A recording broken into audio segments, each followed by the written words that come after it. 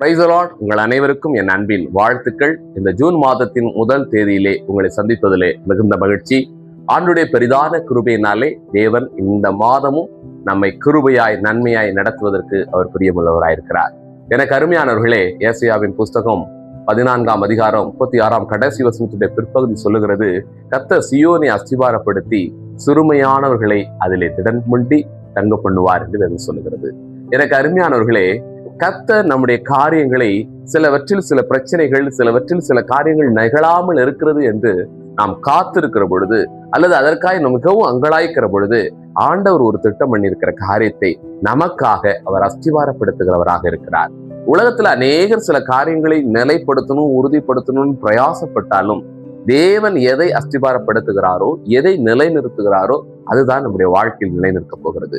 அதோடு மாத்திரமான அல்ல, நம்மில் அநேகர் எந்த சூழ்நிலையில் மனிதர்கள் மாற்றத்துக்குரியவர்களாக இருந்தாலும், ஒருவேளை மனிதர்களுக்கு மனிதர்கள் உயர்ந்தவர்கள் தாழ்ந்தவர்கள் என்கிற நிலையில், பொருளாதாரத்தின் அடிப்படையில, குடும்ப அந்தஸ்தின் அடிப்படையில, அழகின் அடிப்படையில, நமக்கு கொடுக்கப்பட்டிருக்கிற இந்த உலகத்தரத்தினால அரசாங்க வேலையின் அடிப்படையில நாம் நமக்கு நாமே ஒரு நிலைப்பாடை உருவாக்கி கொண்டிருந்தாலும், எனக்கு அருமையானவர்களே, இந்த மனித வாழ்வு என்பது தேவனுக்கு உண்பதாக நிறுத்தி பார்க்கிற பொழுது நாம் அனைவருமே சிறுமையானவர்கள், நாம் அனைவருமே மண்ணும் புழுதியுமாய் இருக்கிறோம் என்று வேதம் சொல்லுகிறது.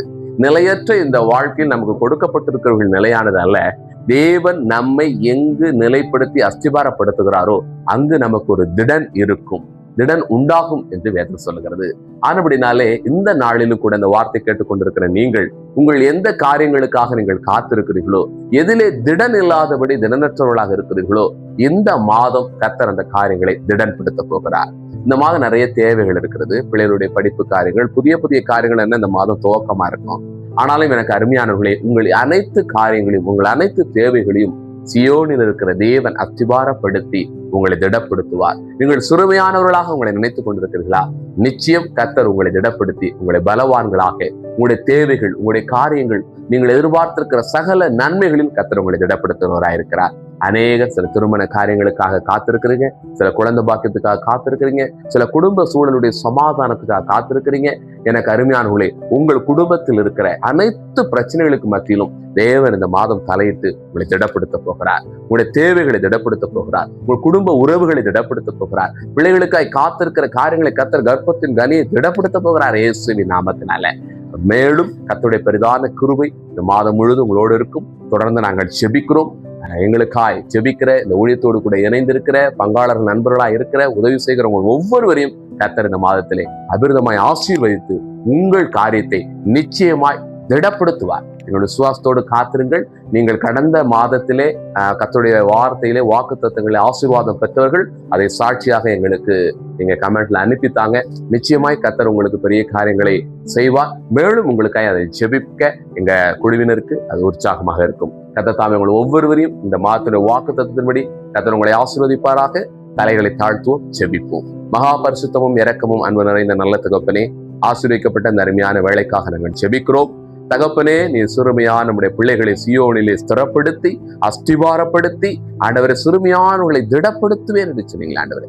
திடன் கொள்ளும்படி செய்கிறவர் ஆண்டவரே. அவர்கள் நம்முடைய பிள்ளைகள் யார் என்னென்ன காரியங்களில் திடனற்று இருக்கிறார்களோ, இழப்புகளை நினைத்து, இயலாமைகளை நினைத்து, கால தாமதத்தை நினைத்து கை கொடுப்பார் இல்லை என்றும், துணை நிற்பார் இல்லை என்றும் யார் ஒருவேளை திடனற்று இருப்பார்களானால் அந்த சிறுமையானவர்கள் மேல் கர்த்தர் மனமிறங்கி அவர்களுக்கு நீர் அற்புதம் செய்யும்படி நான் ஜெபிக்கிறேன் ஐயா. பலவீனத்தின் நிமித்தம், ஒருவேளை தன்னுடைய சரீரத்தினுடைய பலவீனத்தின் நிமித்தம் திடனற்று சோர்ந்த நிலையில் பிள்ளைகள் இருப்பார்களானால் அவர்கள் இந்த மாதத்துல கர்த்தர் அற்புதமாய் திடப்படுத்துவீராக இயேசுவின் நாமத்தினால. பொருளாதார தேவைகள் நிமித்தமாய் காத்திருக்கிற பிள்ளைகளுக்கு அற்புதம் உண்டாகட்டும். பரத்திலிருந்து தேவனுடைய பிள்ளைகளுக்கு ஒத்தாசை அனுப்புவீராக ஆண்டவரே.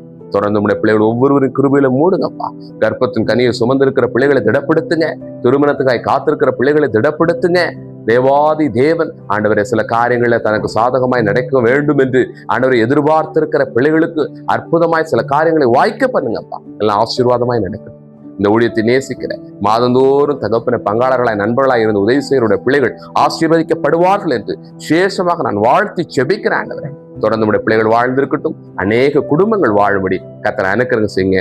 ஊழியத்தை ஓங்கி உழவருக்கு இறக்க செய்யுங்க. இந்த ஊழியத்துக்காய் கொடுக்கவும் ஆண்டவர் முன்வரவும், ஆண்டவரை யாரெல்லாம் இருதயத்தில் ஏவப்படுகிறார்களோ அவர்களை உற்சாகப்படுத்தி பலப்படுத்தி ஆண்டவரே நீர் உயர்த்தி மேன்மையாய் செய்யும்படி நாங்கள் ஜெபிக்கிறோம். இந்த திருக்கரத்துல தாழ்த்தி கொடுக்கிறோம்.